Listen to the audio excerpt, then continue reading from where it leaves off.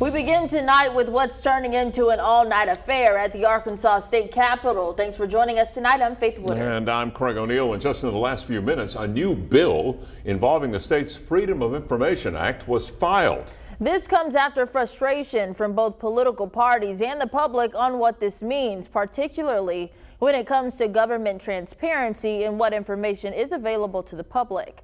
THV 11 Sarah Horbakowitz has been at the Capitol all night, and she is joined now by the Senate President. Sarah, why is this bill taking so much time? Yeah, Faith, just minutes ago was the new bill getting filed. So I'm here with President of the Senate Bart Hester. You had big things to do with it. I'm seeing a lot of people still walking out of the Capitol. What's the latest? What's happening right now? You know, we started this morning at 8 o'clock. It's now 10 o'clock p.m. We've just filed a draft. Well, we just filed a bill to reform some areas of FOIA to protect our governor and the first family. And we're really excited about it. We think it's something that we can work with in the next few days. Now, a lot of people from, the public today were frustrated when you went to meet with them, saying they were still waiting on this. Some people from both the Republican and Democratic parties. What kind of is your response to some of those frustrations about this bill and the time it's taking? The time it's taking, it just kind of is part of the legislative process. It's a hard process. There's a lot of members, 135 members that have input. The governor's office has input. And I appreciated people coming out today because they wanted to be heard. But we, as we continue to work through the process, we just weren't quite ready for committee today. That's why I went and met with the group and just said, hey, I'm sorry. We tried to get here all day. We're not going to be ready today. We'll be back in the morning. So let's get to what's next. What does the next step look like for this process? Now that you have a bill, is there a timeline for when people can come to voice those concerns?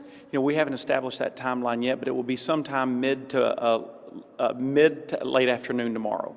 And so we'll see exactly what time when we get here. We'll come in, we'll start meetings at 8 o'clock in the morning, and we'll determine what time the agency's chair wants to meet. And you did share earlier that you do have the votes for the original bill as well. What does the timeline look like for possibly voting on this? Could this extend the special session?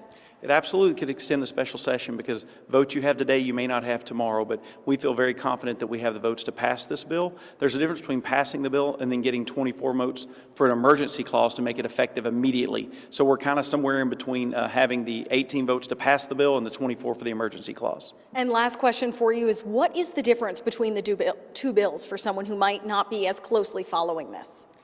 Well, right now, part of this bill, it looked at allowing everybody that works within the executive branch agencies to have freedom from FOIA on deliberative process. So if they were in a lawsuit or if they were trying to make a decision, that stuff, those intimate decisions and the ability for free exchange of ideas would be protected.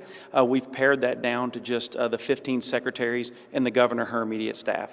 All right, thank you so much for spending the time with us. And of course, there's still much more to talk about tomorrow as well when the session reconvenes. But for now, reporting at the Capitol, Sarah Horbakowitz, THV 11 News. I'll send it back to you. All right, Sarah, thank you. There, of course, will continue to be discussion about this bill tomorrow.